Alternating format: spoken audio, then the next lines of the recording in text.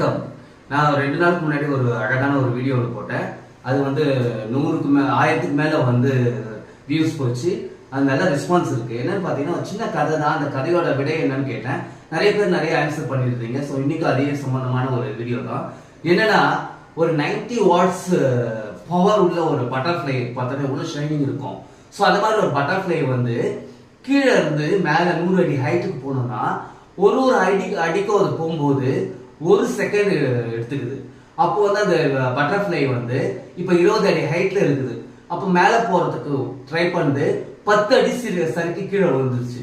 திருப்பி அங்க இருந்து ட்ரை பண்ணி மேல போய் தொட்டுருச்சு. அப்போ மொத்தம் எத்தனை அடியில போய் அது சேர்ந்துருக்கு, எத்தனை நிமிஷம் எடுத்துருக்கும் அந்த 100 அடி தொடுறதுக்கு? ஆன்சர் உங்களுக்கு தெரிஞ்சுதா? ஒருத்தர் 100ன்றீங்க, ஒருத்தர் 90ன்றீங்க, ஒருத்தர் 80ன்றீங்க. ஆனா ஆன்சரை நானே முதல்ல சொல்லிட்டேன். நீங்க நல்லா அப்சர்வ் பண்ணா தெரியும் அது என்ன ஆன்சர்ன்ட்டு உங்களுக்கே தெரிஞ்சிருக்கும். இந்த மாதிரி சின்ன சின்ன கதைகளை வந்து நீங்க குழந்தைங்க சொல்லும்போது அவங்க இதுல வந்து கான்சன்ட்ரேட் பண்ணும்போது நிறைய விஷயங்கள் அவங்க லேர்ன் பண்றதுக்கு ஏதுவா இருக்கும். இன்னொரு விஷயம், குழந்தைங்க வந்து திங்கிங் பவர் வந்து அதிகமாகும். அவங்க மொபைல் யூஸ் பண்றதை கொஞ்ச நேரம் நிறுத்தி வைப்பாங்க. ஸோ குழந்தைங்களை நம்ம டைவர்ட் பண்ற இதெல்லாம் ஒரு சிறந்த வழியா நம்ம வந்து யூஸ் பண்ணிக்கலாம். தேங்க்யூ. நாளை மீண்டும் ஒரு வீடியோவோட சந்திப்போம்.